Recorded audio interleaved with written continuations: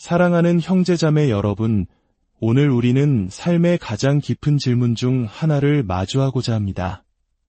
진정한 행복과 의미는 어디에서 오는 것일까요? 이야기가 여러분의 마음에 깊은 울림을 준다면 좋아요와 구독으로 저희 채널에 힘을 실어주십시오. 여러분의 작은 참여 하나하나가 더 많은 이들에게 하느님의 은총과 지혜의 말씀을 전하는 소중한 씨앗이 될 것입니다. 이 시간을 통해 여러분의 삶에 주님의 깊은 평화와 사랑이 가득하기를 기도합니다. 오늘 우리가 나눌 이야기는 자기 자신에 대한 이야기입니다.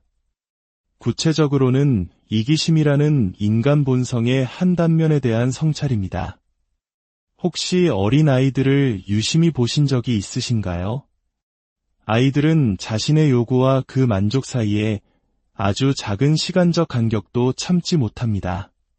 배가 고프면 바로 울고 원하는 장난감을 손에 쥐지 못하면 즉시 떼를 씁니다. 그들에게 지연이란 존재하지 않습니다. 문제는 많은 사람들이 성인이 되어서도 유아기적 상태에서 벗어나지 못한다는 점입니다. 무언가에 대한 갈망이 생기는 순간 즉각적인 만족을 원합니다. 예를 들어 담배를 피우고 싶다는 생각이 들면 그 즉시 피워야만 직성이 풀립니다. 잠시 미루는 것을 견디지 못하죠. 아마 유일하게 담배를 참는 순간이 있다면 그건 라이터가 고장 났을 때뿐일 겁니다. 마음은 간절하나 불꽃이 약한 경우이지요. 이런 분들에게 한 가지 제안을 해보면 어떨까요? 하루에 딱 한 번 담배 한 개비를 참아보는 겁니다. 그 작은 돈을 모아 저에게 보내주신다면 저는 그 돈으로 나병 환자들을 도울 수 있습니다. 하루에 동전 하나, 그 작은 희생이 누군가에게는 큰 희망이 될 수 있습니다. 이기심은 다른 형태로도 나타납니다. 바로 허영심입니다. 약혼 반지를 받은 한 아가씨의 이야기를 들어보셨을 겁니다. 그녀는 주변 사람들이 자신의 반지를 알아채주지 못하는 것 같아 안절부절 못했습니다. 결국 그녀는 이렇게 말했죠. 어머, 여기 너무 덥네요. 반지를 좀 빼야겠어요. 때로는 자랑이라는 형태로도 나타납니다. 미국 텍사스 출신 사람들은 자부심이 대단하기로 유명합니다. 물론 그럴 만한 이유가 있겠지만요. 한 텍사스 사람이 보스턴에서 온 사람과 알라모 전투에 대해 이야기하고 있었습니다. 그는 자랑스럽게 말했죠. 생각해보세요. 단 한 명의 영웅이 홀로 침략군 전체를 막아냈다고요. 그러자 보스턴 사람이 물었습니다. 혹시 폴 리비어라는 사람에 대해 들어보셨나요? 텍사스 사람은 코웃음을 치며 답했습니다. 아, 그 사람. 도움을 요청하러 도망친 사람이잖아요. 사실 우리는 모두 이기심에 대해 너무나 잘 알고 있습니다. 굳이 길게 설명할 필요도 없지요. 현대 사회에는 인생의 목적은 오직 쾌락을 누리는 것이라는 철학이 너무나 널리 퍼져 있습니다. 쾌락이 곧 행복이며 자기 자신을 억제하는 것은 시대에 뒤떨어진 생각이라는 믿음 말입니다. 하지만 여기 정반대의 철학이 있습니다. 바로 먼저 단식하고 그 후에 축제를 즐기라는 가르침입니다. 이는 먼저 축제를 즐기고 그 후에 숙취에 시달리라는 세상의 방식과는 정반대입니다. 숙취란 지난밤의 활락 뒤에 찾아오는 고통스러운 신음소리일 뿐입니다. 쾌락에 지배당하는 삶이 아닌 자기 자신을 소유하는 삶의 철학이 있습니다. 많은 사람들이 다른 무언가에 사로잡혀 살아갑니다. 알코올 중독과 같은 어떤 열정이나 나쁜 습관에 지배당하는 것이죠. 이는 자극이 주어지는 순간 즉시 굴복하고 만다는 것을 의미합니다. 하지만 자기 자신을 온전히 소유하는 삶은 다릅니다. 이 삶에서 인간은 자기 운명과 인격의 선장이자 주인이 됩니다. 자신의 중심을 굳건히 잡고 자신을 통제함으로써 외부에서 밀려오는 유혹의 군대로부터 스스로를 지켜낼 수 있습니다. 자신의 행동을 통제할 수 있는 사람이야말로 진정으로 자유로운 사람이듯 외적인 것들에 사로잡히지 않을 때 우리는 더 큰 자유를 누리게 됩니다. 자기 통제를 통해 자기 자신을 소유하는 이 심오한 철학은 일찍이 그리스인들이 우리 주 예수님을 찾아왔을 때 아주 명확하게 드러났습니다. 그리스인들은 자부심이 강한 민족이었습니다. 그들은 세상의 위대한 문명 중 하나를 선물했으니 그럴 만도 했습니다. 하지만 그들은 극단적인 자기 표현이나 방종에 빠지지는 않았지만 사랑이 결코 자신을 잃는 지경까지 이르러서는 안 된다고 믿었습니다. 그들의 철학은 황금률, 즉 중용이었습니다. 과도한 극단을 피하는 것이었죠. 이 그리스인들이 주님께 나아왔지만 직접 가지는 않았습니다. 그들은 먼저 사도 중 한 명인 필립보에게 갔습니다. 그의 이름은 그리스식 이름으로 말을 사랑하는 자라는 뜻이었습니다. 그리고 필립보는 또 다른 그리스식 이름을 가진 안드레아에게 갔습니다. 그의 이름은 남자다운이라는 의미였죠. 참 흥미롭지 않습니까? 그리스인들이 12사도 중 유일하게 그리스식 이름을 가진 두 사람을 찾아냈다는 사실이 말입니다. 그들은 필립보와 안드레아를 통해 예수님을 뵙기를 청했습니다. 그들은 예수님에게서 무엇을 원했을까요? 성경은 그들이 단지 예수님을 뵙고 싶다고 말했다고 기록하지만 우리는 그들의 의도를 짐작해 볼 수 있습니다. 아마도 그리스인들은 이렇게 말했을 것입니다. 선생님, 우리는 선생님의 적들이 점점 늘어나고 있음을 압니다. 머지않아 선생님께서 죽음을 맞이하게 될 것이라 예견합니다. 선생님과 같은 위대한 스승이 이렇게 죽는 것은 너무나 안타까운 일입니다. 그러니 저희와 함께 아테네로 가시지 않겠습니까? 아테네는 현자들의 도시, 지혜로운 자들의 도시입니다. 저희는 역사상 단 한 명의 위대한 스승만을 죽였고 그 이후로 계속해서 후회하고 있습니다. 우리는 현명한 소크라테스에게 독배를 마시게 했고 그날 이후로 우리의 마음은 부끄러움으로 가득 차 있습니다. 하지만 선생님께서 저희와 함께 가신다면 선생님의 그 위대한 지혜로 솔론과 같은 위대한 국가를 세울 수도 있을 겁니다. 아리스토텔레스나 플라톤처럼 새로운 학파를 열 수도 있겠지요.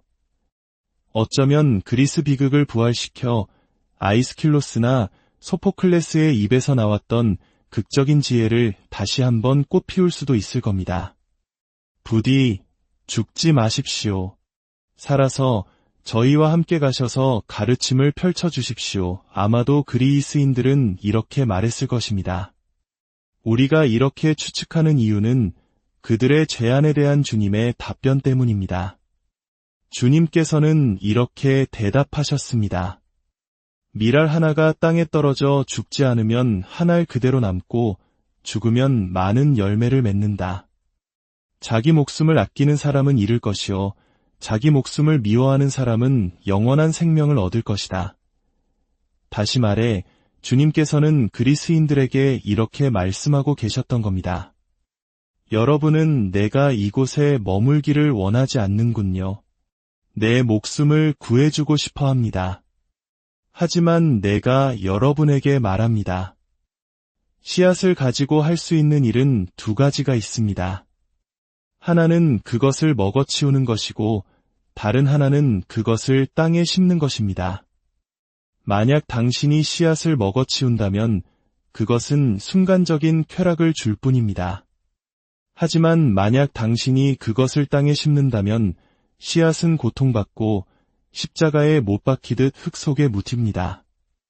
그러나 그 죽음을 통해 새로운 생명으로 증식하여 수많은 열매를 맺게 됩니다. 나는 스스로를 그 씨앗이라고 이미 말했습니다. 나는 이 세상에 살기 위해 온 것이 아닙니다. 나는 죽기 위해 왔습니다. 죽음은 당신들의 소크라테스에게는 걸림돌이었고 그의 가르침을 중단시켰지만 죽음은 바로 내 삶의 목표입니다. 내가 추구하는 목적지입니다. 나는 거꾸로 된 삶을 산 유일한 존재입니다.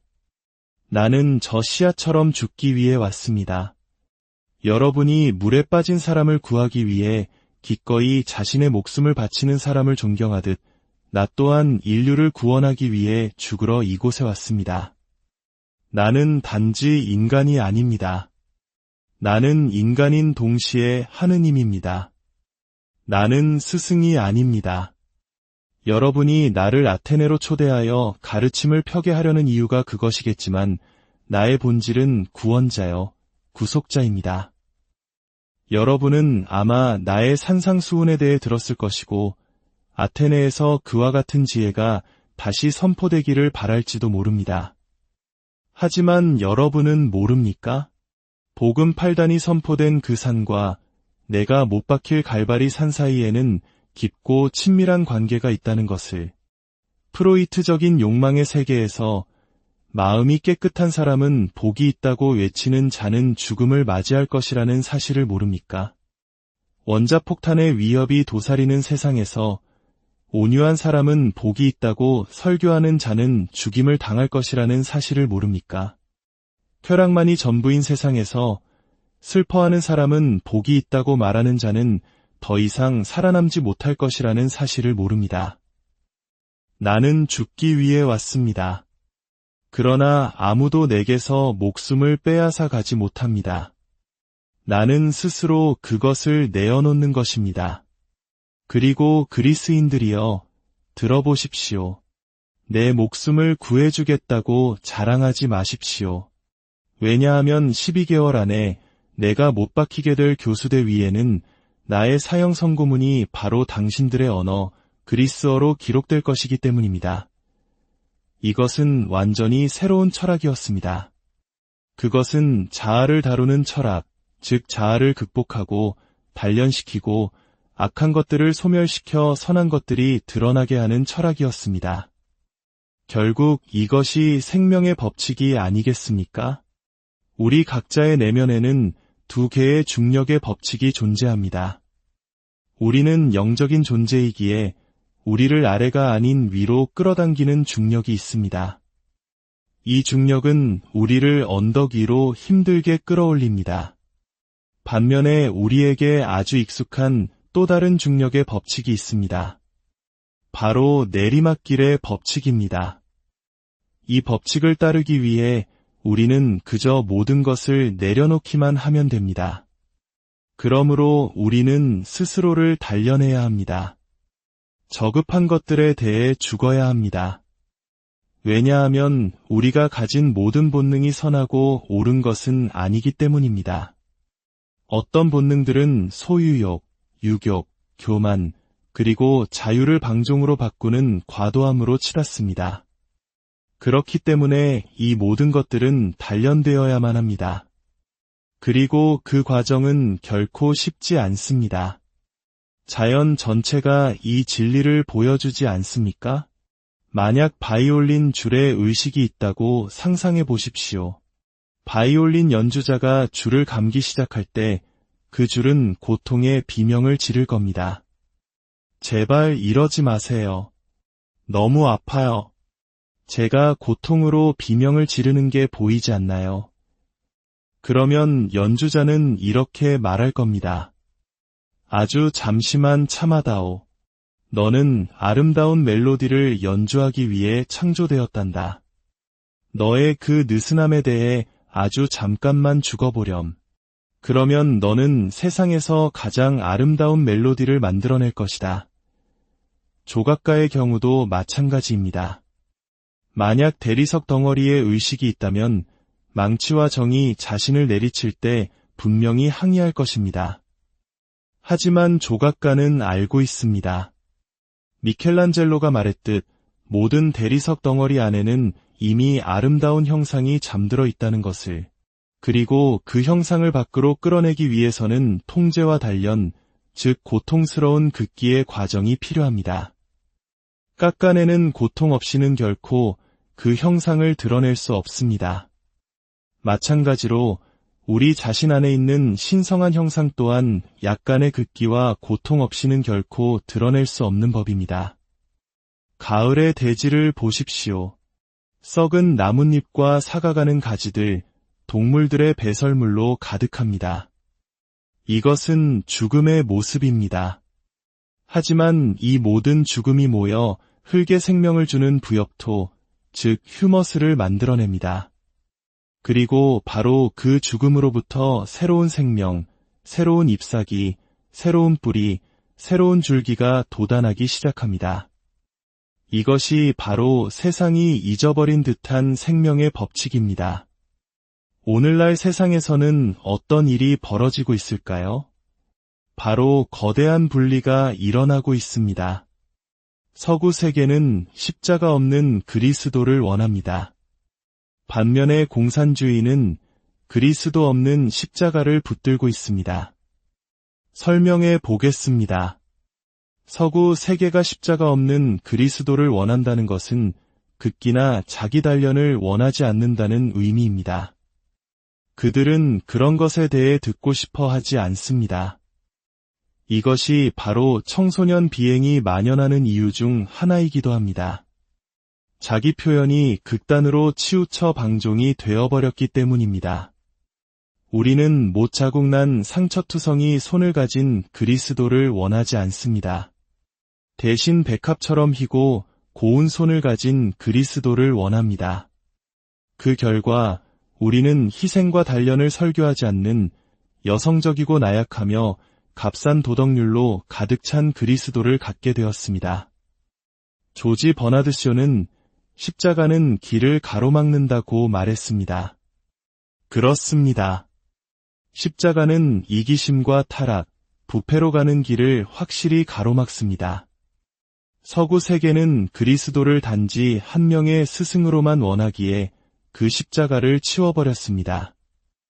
그러니 그들이 그리스도를 붙여나 공자와 같은 다른 성인들과 동일시하는 것도 놀라운 일이 아닙니다. 그분이 본질적으로 구원자로서 죽기 위해 그리고 우리에게 어떻게 자기 자신을 소유하고 진정한 인간이 되며 우리를 짐승의 수준으로 끌어내리는 것들에 저항하는 법을 가르치기 위해 오셨다는 사실을 잊어버린 것입니다. 십자가 없는 그리스도, 모든 사람을 기쁘게 하려는 그리스도를 찾으려고 하는 순간 당신은 감상적이고 낭만적으로 변질된 그리스도만을 갖게 될 뿐입니다. 그는 더 이상 당신을 위해 아무것도 해줄 수 없는 존재가 됩니다. 바로 서구 세계가 십자가를 버렸기 때문에 공산주의가 나타나 그 버려진 십자가를 주워들었습니다. 그래서 공산주의는 전 세계의 자기 단련과 자기 통제, 그리고 공산주의라는 대의를 위한 온갖 종류의 희생을 설교하고 있습니다. 하지만 기억해야 합니다. 십자가의 사랑이 함께할 때만이 진정한 희생이 있습니다.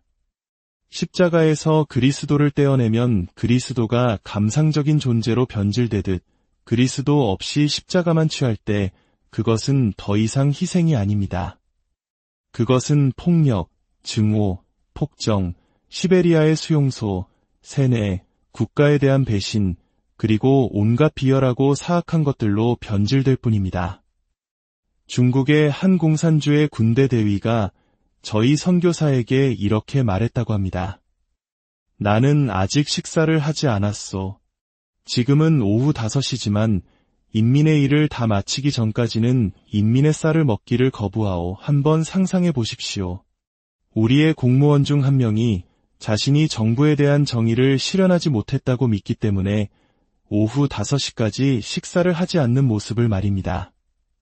이렇게 우리가 버린 것을 그들이 주워들었습니다. 그러므로 오늘날 세계가 직면한 문제는 이것입니다. 우리 서구 세계가 가정과 교육, 우리 아이들과 우리 자신의 삶의 약간의 희생과 단련을 회복할 것인가? 아니면 공산주의자들이 그들의 십자가에 대한 대가를 치르게 될 것인가?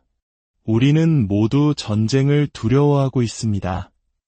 하지만 전쟁을 막는 한 가지 방법은 전쟁을 시작하는 것입니다. 단, 적을 향한 전쟁이 아니라 우리 자신을 향한 전쟁을 말입니다. 칼을 뽑아들되 적과 증오를 향해서가 아니라 우리 자신과 우리 안에 있는 모든 비열하고 추악한 것들을 향해 겨누는 것입니다. 기억하는 것이 좋습니다.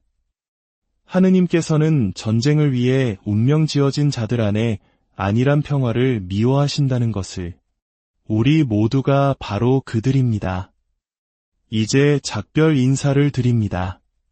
하느님, 사랑하는 형제자매 여러분, 오늘 우리는 삶의 가장 깊은 질문 중 하나를 마주하고자 합니다. 진정한 행복과 의미는 어디에서 오는 것일까요?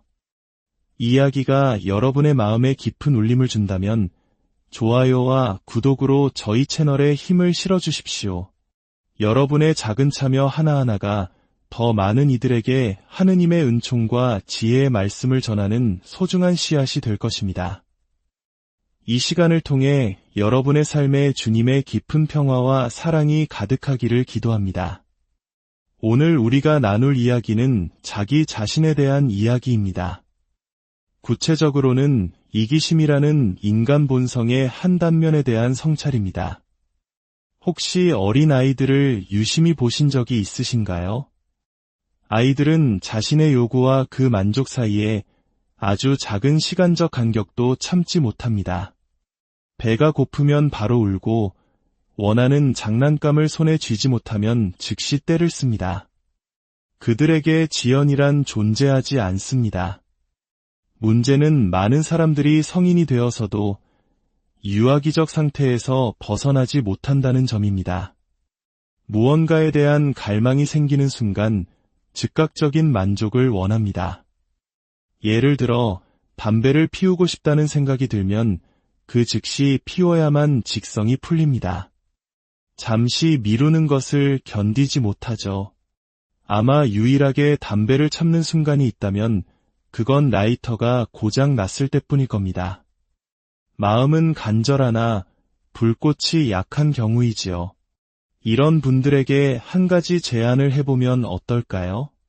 하루에 딱 한 번 담배 한 개비를 참아보는 겁니다. 그 작은 돈을 모아 저에게 보내주신다면 저는 그 돈으로 나병 환자들을 도울 수 있습니다. 하루에 동전 하나, 그 작은 희생이 누군가에게는 큰 희망이 될 수 있습니다. 이기심은 다른 형태로도 나타납니다. 바로 허영심입니다. 약혼 반지를 받은 한 아가씨의 이야기를 들어보셨을 겁니다. 그녀는 주변 사람들이 자신의 반지를 알아채주지 못하는 것 같아 안절부절 못했습니다. 결국 그녀는 이렇게 말했죠. 어머, 여기 너무 덥네요. 반지를 좀 빼야겠어요. 때로는 자랑이라는 형태로도 나타납니다. 미국 텍사스 출신 사람들은 자부심이 대단하기로 유명합니다. 물론 그럴 만한 이유가 있겠지만요. 한 텍사스 사람이 보스턴에서 온 사람과 알라모 전투에 대해 이야기하고 있었습니다. 그는 자랑스럽게 말했죠. 생각해보세요. 단 한 명의 영웅이 홀로 침략군 전체를 막아냈다고요. 그러자 보스턴 사람이 물었습니다. 혹시 폴 리비어라는 사람에 대해 들어보셨나요? 텍사스 사람은 코웃음을 치며 답했습니다. 아, 그 사람. 도움을 요청하러 도망친 사람이잖아요. 사실 우리는 모두 이기심에 대해 너무나 잘 알고 있습니다. 굳이 길게 설명할 필요도 없지요. 현대 사회에는 인생의 목적은 오직 쾌락을 누리는 것이라는 철학이 너무나 널리 퍼져 있습니다. 쾌락이 곧 행복이며 자기 자신을 억제하는 것은 시대에 뒤떨어진 생각이라는 믿음 말입니다. 하지만 여기 정반대의 철학이 있습니다. 바로 먼저 단식하고 그 후에 축제를 즐기라는 가르침입니다. 이는 먼저 축제를 즐기고 그 후에 숙취에 시달리라는 세상의 방식과는 정반대입니다.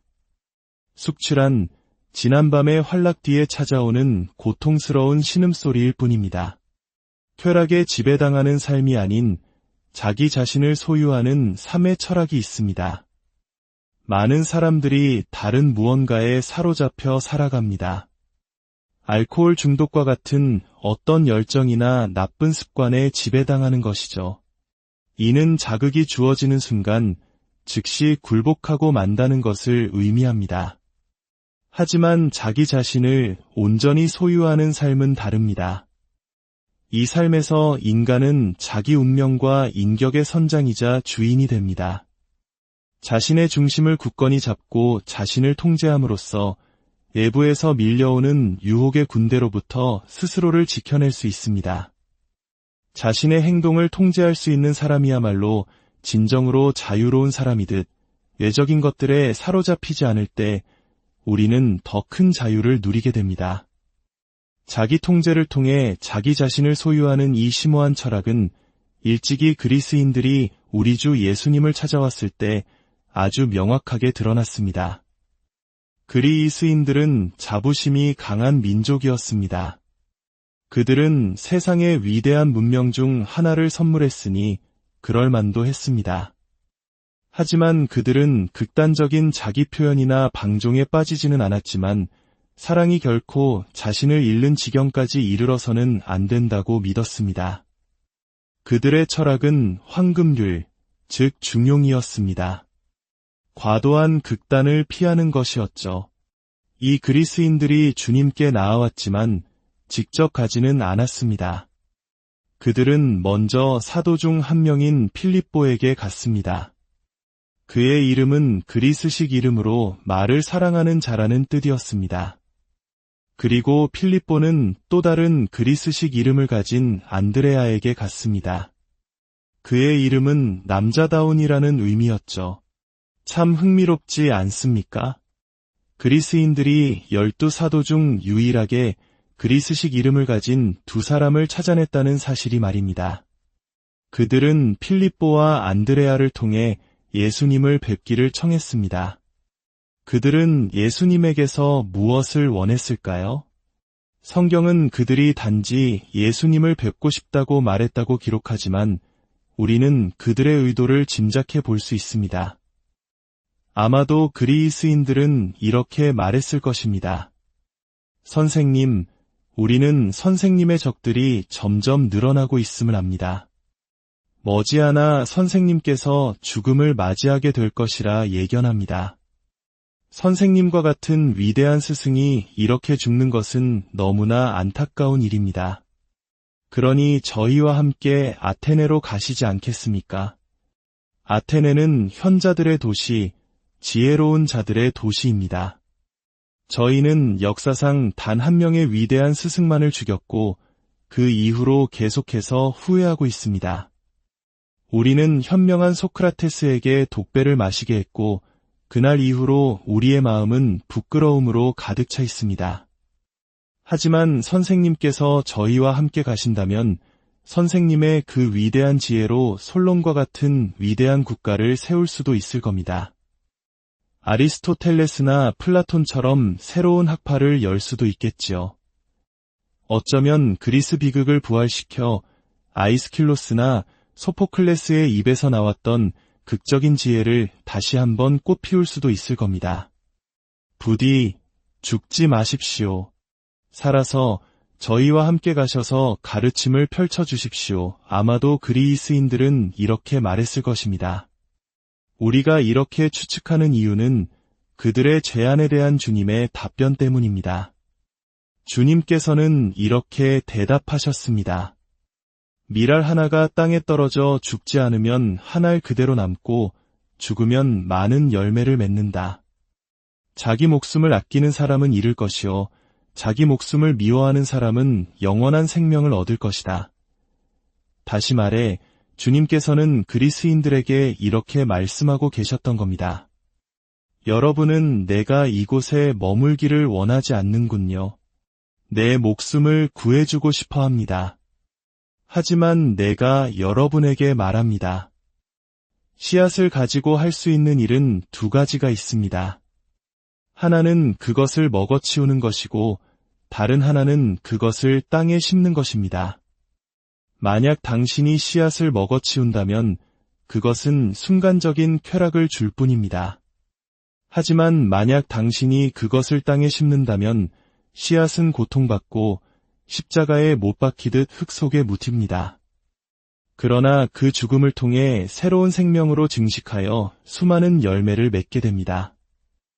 나는 스스로를 그 씨앗이라고 이미 말했습니다. 나는 이 세상에 살기 위해 온 것이 아닙니다. 나는 죽기 위해 왔습니다. 죽음은 당신들의 소크라테스에게는 걸림돌이었고 그의 가르침을 중단시켰지만 죽음은 바로 내 삶의 목표입니다. 내가 추구하는 목적지입니다. 나는 거꾸로 된 삶을 산 유일한 존재입니다. 나는 저 씨앗처럼 죽기 위해 왔습니다. 여러분이 물에 빠진 사람을 구하기 위해 기꺼이 자신의 목숨을 바치는 사람을 존경하듯 나 또한 인류를 구원하기 위해 죽으러 이곳에 왔습니다. 나는 단지 인간이 아닙니다. 나는 인간인 동시에 하느님입니다. 나는 스승이 아닙니다. 여러분이 나를 아테네로 초대하여 가르침을 펴게 하려는 이유가 그것이겠지만 나의 본질은 구원자요, 구속자입니다.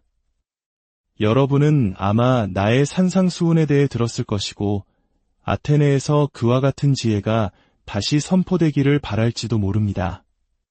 하지만 여러분은 모릅니까? 복음 8단이 선포된 그 산과 내가 못 박힐 갈바리 산 사이에는 깊고 친밀한 관계가 있다는 것을. 프로이트적인 욕망의 세계에서 마음이 깨끗한 사람은 복이 있다고 외치는 자는 죽음을 맞이할 것이라는 사실을 모릅니까?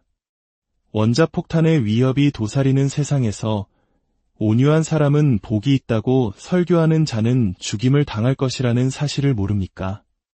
쾌락만이 전부인 세상에서 슬퍼하는 사람은 복이 있다고 말하는 자는 더 이상 살아남지 못할 것이라는 사실을 모릅니다. 나는 죽기 위해 왔습니다. 그러나 아무도 내게서 목숨을 빼앗아 가지 못합니다. 나는 스스로 그것을 내어놓는 것입니다. 그리고 그리스인들이여, 들어보십시오. 내 목숨을 구해주겠다고 자랑하지 마십시오. 왜냐하면 12개월 안에 내가 못 박히게 될 교수대 위에는 나의 사형 선고문이 바로 당신들의 언어, 그리스어로 기록될 것이기 때문입니다. 이것은 완전히 새로운 철학이었습니다. 그것은 자아를 다루는 철학, 즉 자아를 극복하고 단련시키고 악한 것들을 소멸시켜 선한 것들이 드러나게 하는 철학이었습니다. 결국 이것이 생명의 법칙이 아니겠습니까? 우리 각자의 내면에는 두 개의 중력의 법칙이 존재합니다. 우리는 영적인 존재이기에 우리를 아래가 아닌 위로 끌어당기는 중력이 있습니다. 이 중력은 우리를 언덕 위로 힘들게 끌어올립니다. 반면에 우리에게 아주 익숙한 또 다른 중력의 법칙이 있습니다. 바로 내리막길의 법칙입니다. 이 법칙을 따르기 위해 우리는 그저 모든 것을 내려놓기만 하면 됩니다. 그러므로 우리는 스스로를 단련해야 합니다. 저급한 것들에 대해 죽어야 합니다. 왜냐하면 우리가 가진 모든 본능이 선하고 옳은 것은 아니기 때문입니다. 어떤 본능들은 소유욕, 유욕, 교만, 그리고 자유를 방종으로 바꾸는 과도함으로 치닫습니다. 그렇기 때문에 이 모든 것들은 단련되어야만 합니다. 그리고 그 과정은 결코 쉽지 않습니다. 자연 전체가 이 진리를 보여주지 않습니까? 만약 바이올린 줄에 의식이 있다고 상상해 보십시오. 바이올린 연주자가 줄을 감기 시작할 때 그 줄은 고통의 비명을 지를 겁니다. 제발 이러지 마세요. 너무 아파요. 제가 고통으로 비명을 지르는 게 보이지 않나요? 그러면 연주자는 이렇게 말할 겁니다. 아주 잠시만 참아다오. 너는 아름다운 멜로디를 연주하기 위해 창조되었단다. 너의 그 느슨함에 대해 아주 잠깐만 죽어보렴. 그러면 너는 세상에서 가장 아름다운 멜로디를 만들어낼 것이다. 조각가의 경우도 마찬가지입니다. 만약 대리석 덩어리에 의식이 있다면 망치와 정이 자신을 내리칠 때 분명히 항의할 것입니다. 하지만 조각가는 알고 있습니다. 미켈란젤로가 말했듯 모든 대리석 덩어리 안에는 이미 아름다운 형상이 잠들어 있다는 것을, 그리고 그 형상을 밖으로 끌어내기 위해서는 통제와 단련, 즉 고통스러운 긋기의 과정이 필요합니다. 깎아내는 고통 없이는 결코 그 형상을 드러낼 수 없습니다. 마찬가지로 우리 자신 안에 있는 신성한 형상 또한 약간의 긋기와 고통 없이는 결코 드러낼 수 없는 법입니다. 가을의 대지를 보십시오. 썩은 나뭇잎과 사가가는 가지들, 동물들의 배설물로 가득합니다. 이것은 죽음의 모습입니다. 하지만 이 모든 죽음이 모여 흙에 생명을 주는 부엽토, 즉 휴머스를 만들어냅니다. 그리고 바로 그 죽음으로부터 새로운 생명, 새로운 잎사귀, 새로운 뿌리, 새로운 줄기가 돋아나기 시작합니다. 이것이 바로 세상이 잊어버린 듯한 생명의 법칙입니다. 오늘날 세상에서는 어떤 일이 벌어지고 있을까요? 바로 거대한 분리가 일어나고 있습니다. 서구 세계는 십자가 없는 그리스도를 원합니다. 반면에 공산주의는 그리스도 없는 십자가를 붙들고 있습니다. 설명해 보겠습니다. 서구 세계가 십자가 없는 그리스도를 원한다는 것은 긋기나 자기 단련을 원하지 않는다는 의미입니다. 그들은 그런 것에 대해 듣고 싶어 하지 않습니다. 이것이 바로 청소년 비행이 만연하는 이유 중 하나이기도 합니다. 자기 표현이 극단으로 치우쳐 방종이 되어버렸기 때문입니다.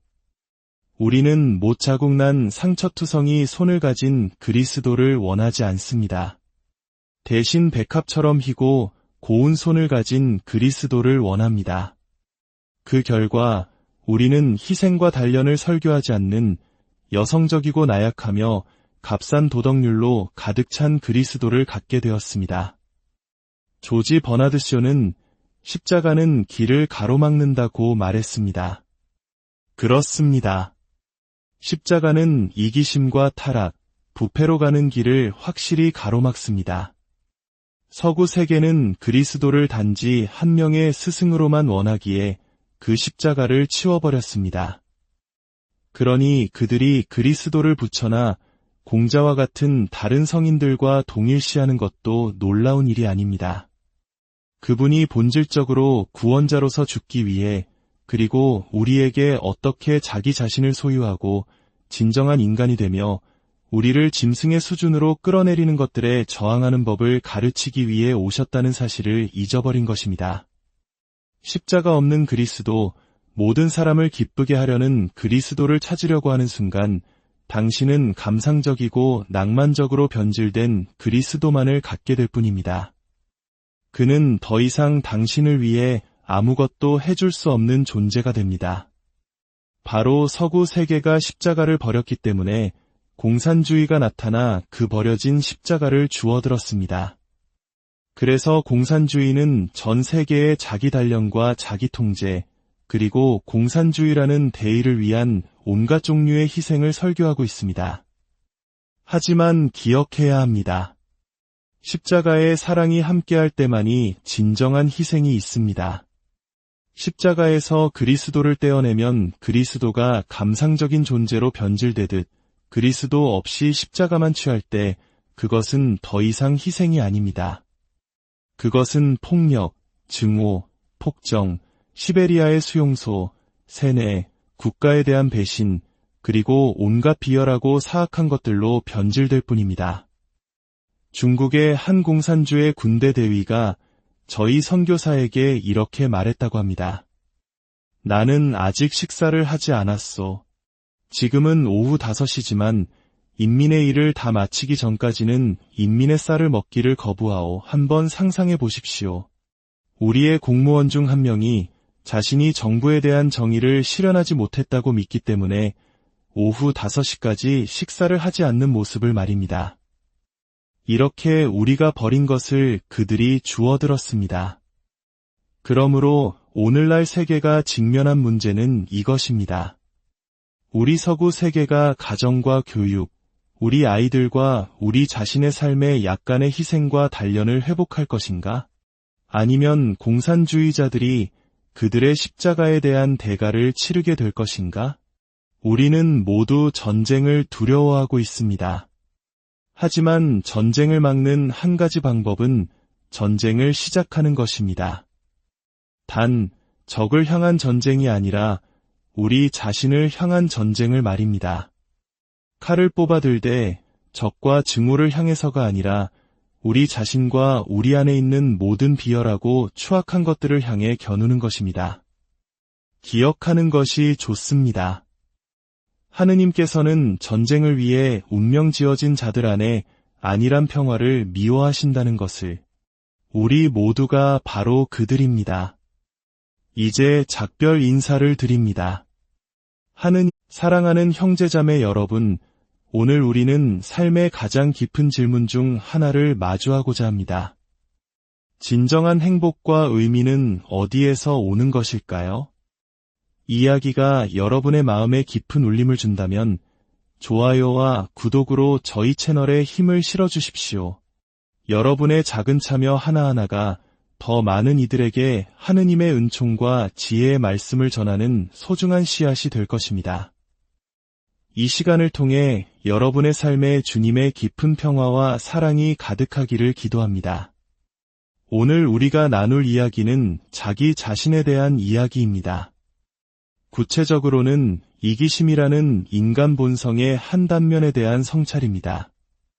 혹시 어린 아이들을 유심히 보신 적이 있으신가요? 아이들은 자신의 요구와 그 만족 사이에 아주 작은 시간적 간격도 참지 못합니다. 배가 고프면 바로 울고 원하는 장난감을 손에 쥐지 못하면 즉시 떼를 씁니다. 그들에게 지연이란 존재하지 않습니다. 문제는 많은 사람들이 성인이 되어서도 유아기적 상태에서 벗어나지 못한다는 점입니다. 무언가에 대한 갈망이 생기는 순간 즉각적인 만족을 원합니다. 예를 들어 담배를 피우고 싶다는 생각이 들면 그 즉시 피워야만 직성이 풀립니다. 잠시 미루는 것을 견디지 못하죠. 아마 유일하게 담배를 참는 순간이 있다면 그건 라이터가 고장 났을 때뿐일 겁니다. 마음은 간절하나 불꽃이 약한 경우이지요. 이런 분들에게 한 가지 제안을 해보면 어떨까요? 하루에 딱 한 번 담배 한 개비를 참아보는 겁니다. 그 작은 돈을 모아 저에게 보내주신다면 저는 그 돈으로 나병 환자들을 도울 수 있습니다. 하루에 동전 하나, 그 작은 희생이 누군가에게는 큰 희망이 될 수 있습니다. 이기심은 다른 형태로도 나타납니다. 바로 허영심입니다. 약혼 반지를 받은 한 아가씨의 이야기를 들어보셨을 겁니다. 그녀는 주변 사람들이 자신의 반지를 알아채주지 못하는 것 같아 안절부절 못했습니다. 결국 그녀는 이렇게 말했죠. 어머, 여기 너무 덥네요. 반지를 좀 빼야겠어요. 때로는 자랑이라는 형태로도 나타납니다. 미국 텍사스 출신 사람들은 자부심이 대단하기로 유명합니다. 물론 그럴 만한 이유가 있겠지만요. 한 텍사스 사람이 보스턴에서 온 사람과 알라모 전투에 대해 이야기하고 있었습니다. 그는 자랑스럽게 말했죠. 생각해보세요. 단 한 명의 영웅이 홀로 침략군 전체를 막아냈다고요. 그러자 보스턴 사람이 물었습니다. 혹시 폴 리비어라는 사람에 대해 들어보셨나요? 텍사스 사람은 코웃음을 치며 답했습니다. 아, 그 사람. 도움을 요청하러 도망친 사람이잖아요. 사실 우리는 모두 이기심에 대해 너무나 잘 알고 있습니다. 굳이 길게 설명할 필요도 없지요. 현대 사회에는 인생의 목적은 오직 쾌락을 누리는 것이라는 철학이 너무나 널리 퍼져 있습니다. 쾌락이 곧 행복이며 자기 자신을 억제하는 것은 시대에 뒤떨어진 생각이라는 믿음 말입니다. 하지만 여기 정반대의 철학이 있습니다. 바로 먼저 단식하고 그 후에 축제를 즐기라는 가르침입니다. 이는 먼저 축제를 즐기고 그 후에 숙취에 시달리라는 세상의 방식과는 정반대입니다. 숙취란 지난밤의 활락 뒤에 찾아오는 고통스러운 신음소리일 뿐입니다. 쾌락에 지배당하는 삶이 아닌 자기 자신을 소유하는 삶의 철학이 있습니다. 많은 사람들이 다른 무언가에 사로잡혀 살아갑니다. 알코올 중독과 같은 어떤 열정이나 나쁜 습관에 지배당하는 것이죠. 이는 자극이 주어지는 순간 즉시 굴복하고 만다는 것을 의미합니다. 하지만 자기 자신을 온전히 소유하는 삶은 다릅니다. 이 삶에서 인간은 자기 운명과 인격의 선장이자 주인이 됩니다. 자신의 중심을 굳건히 잡고 자신을 통제함으로써 외부에서 밀려오는 유혹의 군대로부터 스스로를 지켜낼 수 있습니다. 자신의 행동을 통제할 수 있는 사람이야말로 진정으로 자유로운 사람이듯 외적인 것들에 사로잡히지 않을 때 우리는 더 큰 자유를 누리게 됩니다. 자기 통제를 통해 자기 자신을 소유하는 이 심오한 철학은 일찍이 그리스인들이 우리 주 예수님을 찾아왔을 때 아주 명확하게 드러났습니다. 그리스인들은 자부심이 강한 민족이었습니다. 그들은 세상의 위대한 문명 중 하나를 선물했으니 그럴 만도 했습니다. 하지만 그들은 극단적인 자기 표현이나 방종에 빠지지는 않았지만 사랑이 결코 자신을 잃는 지경까지 이르러서는 안 된다고 믿었습니다. 그들의 철학은 황금률, 즉 중용이었습니다. 과도한 극단을 피하는 것이었죠. 이 그리스인들이 주님께 나아왔지만 직접 가지는 않았습니다. 그들은 먼저 사도 중 한 명인 필립보에게 갔습니다. 그의 이름은 그리스식 이름으로 말을 사랑하는 자라는 뜻이었습니다. 그리고 필립보는 또 다른 그리스식 이름을 가진 안드레아에게 갔습니다. 그의 이름은 남자다운이라는 의미였죠. 참 흥미롭지 않습니까? 그리스인들이 12사도 중 유일하게 그리스식 이름을 가진 두 사람을 찾아냈다는 사실이 말입니다. 그들은 필립보와 안드레아를 통해 예수님을 뵙기를 청했습니다. 그들은 예수님에게서 무엇을 원했을까요? 성경은 그들이 단지 예수님을 뵙고 싶다고 말했다고 기록하지만 우리는 그들의 의도를 짐작해 볼 수 있습니다. 아마도 그리스인들은 이렇게 말했을 것입니다. 선생님, 우리는 선생님의 적들이 점점 늘어나고 있음을 압니다. 머지않아 선생님께서 죽음을 맞이하게 될 것이라 예견합니다. 선생님과 같은 위대한 스승이 이렇게 죽는 것은 너무나 안타까운 일입니다. 그러니 저희와 함께 아테네로 가시지 않겠습니까? 아테네는 현자들의 도시, 지혜로운 자들의 도시입니다. 저희는 역사상 단 한 명의 위대한 스승만을 죽였고 그 이후로 계속해서 후회하고 있습니다. 우리는 현명한 소크라테스에게 독배를 마시게 했고 그날 이후로 우리의 마음은 부끄러움으로 가득 차 있습니다. 하지만 선생님께서 저희와 함께 가신다면 선생님의 그 위대한 지혜로 솔론과 같은 위대한 국가를 세울 수도 있을 겁니다. 아리스토텔레스나 플라톤처럼 새로운 학파를 열 수도 있겠지요. 어쩌면 그리스 비극을 부활시켜 아이스킬로스나 소포클레스의 입에서 나왔던 극적인 지혜를 다시 한번 꽃피울 수도 있을 겁니다. 부디 죽지 마십시오. 살아서 저희와 함께 가셔서 가르침을 펼쳐주십시오. 아마도 그리스인들은 이렇게 말했을 것입니다. 우리가 이렇게 추측하는 이유는 그들의 제안에 대한 주님의 답변 때문입니다. 주님께서는 이렇게 대답하셨습니다. 밀알 하나가 땅에 떨어져 죽지 않으면 한 알 그대로 남고 죽으면 많은 열매를 맺는다. 자기 목숨을 아끼는 사람은 잃을 것이요 자기 목숨을 미워하는 사람은 영원한 생명을 얻을 것이다. 다시 말해 주님께서는 그리스인들에게 이렇게 말씀하고 계셨던 겁니다. 여러분은 내가 이곳에 머물기를 원하지 않는군요. 내 목숨을 구해주고 싶어 합니다. 하지만 내가 여러분에게 말합니다. 씨앗을 가지고 할 수 있는 일은 두 가지가 있습니다. 하나는 그것을 먹어치우는 것이고 다른 하나는 그것을 땅에 심는 것입니다. 만약 당신이 씨앗을 먹어치운다면 그것은 순간적인 쾌락을 줄 뿐입니다. 하지만 만약 당신이 그것을 땅에 심는다면 씨앗은 고통받고 십자가에 못 박히듯 흙 속에 묻힙니다. 그러나 그 죽음을 통해 새로운 생명으로 증식하여 수많은 열매를 맺게 됩니다. 나는 스스로를 그 씨앗이라고 이미 말했습니다. 나는 이 세상에 살기 위해 온 것이 아닙니다. 나는 죽기 위해 왔습니다. 죽음은 당신들의 소크라테스에게는 걸림돌이었고 그의 가르침을 중단시켰지만 죽음은 바로 내 삶의 목표입니다. 내가 추구하는 목적지입니다. 나는 거꾸로 된 삶을 산 유일한 존재입니다. 나는 저 씨앗처럼 죽기 위해 왔습니다.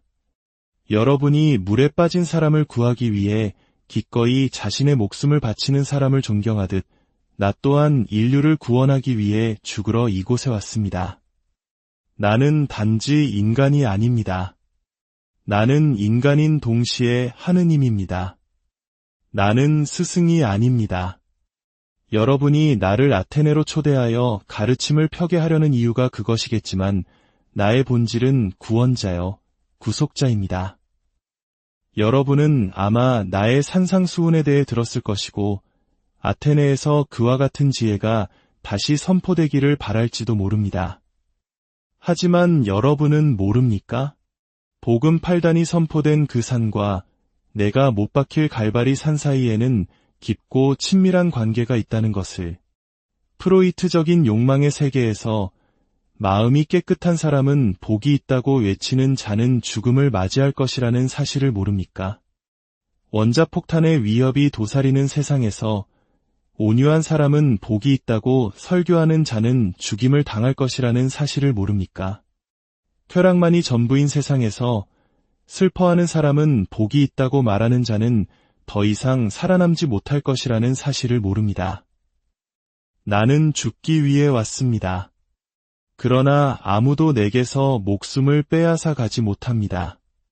나는 스스로 그것을 내어놓는 것입니다. 그리고 그리스인들이여, 들어보십시오. 내 목숨을 구해주겠다고 자랑하지 마십시오. 왜냐하면 12개월 안에 내가 못 박히게 될 교수대 위에는 나의 사형 선고문이 바로 당신들의 언어, 그리스어로 기록될 것이기 때문입니다.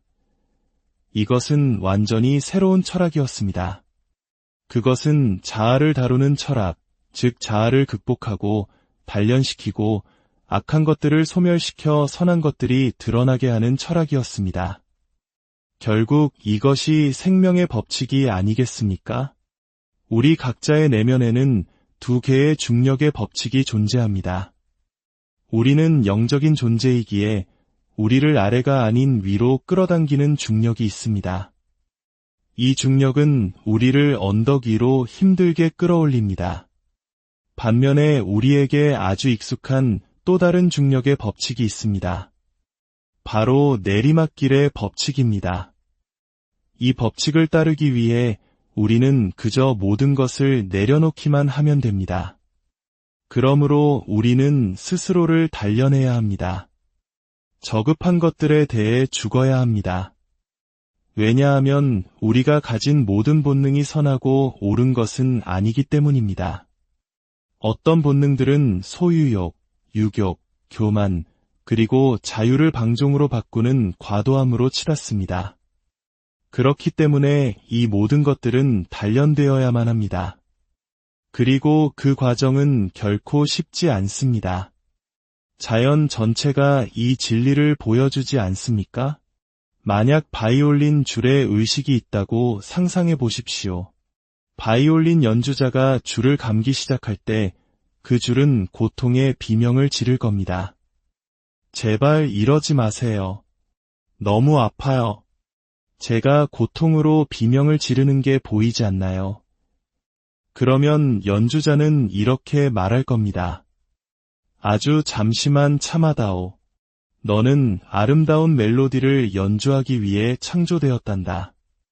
너의 그 느슨함에 대해 아주 잠깐만 죽어보렴. 그러면 너는 세상에서 가장 아름다운 멜로디를 만들어낼 것이다. 조각가의 경우도 마찬가지입니다.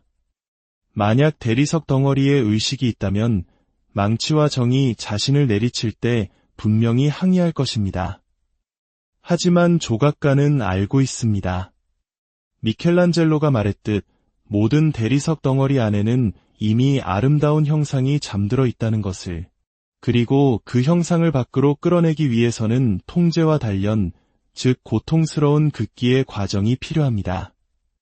깎아내는 고통 없이는 결코 그 형상을 드러낼 수 없습니다. 마찬가지로 우리 자신 안에 있는 신성한 형상 또한 약간의 극기와 고통 없이는 결코 드러낼 수 없는 법입니다. 가을의 대지를 보십시오. 썩은 나뭇잎과 사가가는 가지들, 동물들의 배설물로 가득합니다. 이것은 죽음의 모습입니다. 하지만 이 모든 죽음이 모여 흙에 생명을 주는 부엽토, 즉 휴머스를 만들어냅니다. 그리고 바로 그 죽음으로부터 새로운 생명, 새로운 잎사귀, 새로운 뿌리, 새로운 줄기가 돋아나기 시작합니다. 이것이 바로 세상이 잊어버린 듯한 생명의 법칙입니다. 오늘날 세상에서는 어떤 일이 벌어지고 있을까요? 바로 거대한 분리가 일어나고 있습니다. 서구 세계는 십자가 없는 그리스도를 원합니다. 반면에 공산주의는 그리스도 없는 십자가를 붙들고 있습니다. 설명해 보겠습니다. 서구 세계가 십자가 없는 그리스도를 원한다는 것은 극기나 자기 단련을 원하지 않는다는 의미입니다. 그들은 그런 것에 대해 듣고 싶어 하지 않습니다. 이것이 바로 청소년 비행이 만연하는 이유 중 하나이기도 합니다. 자기 표현이 극단으로 치우쳐 방종이 되어버렸기 때문입니다. 우리는 못 자국난 상처투성이 손을 가진 그리스도를 원하지 않습니다. 대신 백합처럼 희고 고운 손을 가진 그리스도를 원합니다. 그 결과 우리는 희생과 단련을 설교하지 않는 여성적이고 나약하며 값싼 도덕률로 가득 찬 그리스도를 갖게 되었습니다. 조지 버나드 쇼는 십자가는 길을 가로막는다고 말했습니다. 그렇습니다. 십자가는 이기심과 타락, 부패로 가는 길을 확실히 가로막습니다. 서구 세계는 그리스도를 단지 한 명의 스승으로만 원하기에 그 십자가를 치워버렸습니다. 그러니 그들이 그리스도를 붙여나 공자와 같은 다른 성인들과 동일시하는 것도 놀라운 일이 아닙니다. 그분이 본질적으로 구원자로서 죽기 위해, 그리고 우리에게 어떻게 자기 자신을 소유하고 진정한 인간이 되며 우리를 짐승의 수준으로 끌어내리는 것들에 저항하는 법을 가르치기 위해 오셨다는 사실을 잊어버린 것입니다. 십자가 없는 그리스도, 모든 사람을 기쁘게 하려는 그리스도를 찾으려고 하는 순간 당신은 감상적이고 낭만적으로 변질된 그리스도만을 갖게 될 뿐입니다. 그는 더 이상 당신을 위해 아무것도 해줄 수 없는 존재가 됩니다. 바로 서구 세계가 십자가를 버렸기 때문에 공산주의가 나타나 그 버려진 십자가를 주워들었습니다. 그래서 공산주의는 전 세계의 자기 단련과 자기 통제, 그리고 공산주의라는 대의를 위한 온갖 종류의 희생을 설교하고 있습니다. 하지만 기억해야 합니다. 십자가의 사랑이 함께할 때만이 진정한 희생이 있습니다. 십자가에서 그리스도를 떼어내면 그리스도가 감상적인 존재로 변질되듯 그리스도 없이 십자가만 취할 때 그것은 더 이상 희생이 아닙니다. 그것은 폭력, 증오, 폭정, 시베리아의 수용소, 세뇌, 국가에 대한 배신, 그리고 온갖 비열하고 사악한 것들로 변질될 뿐입니다.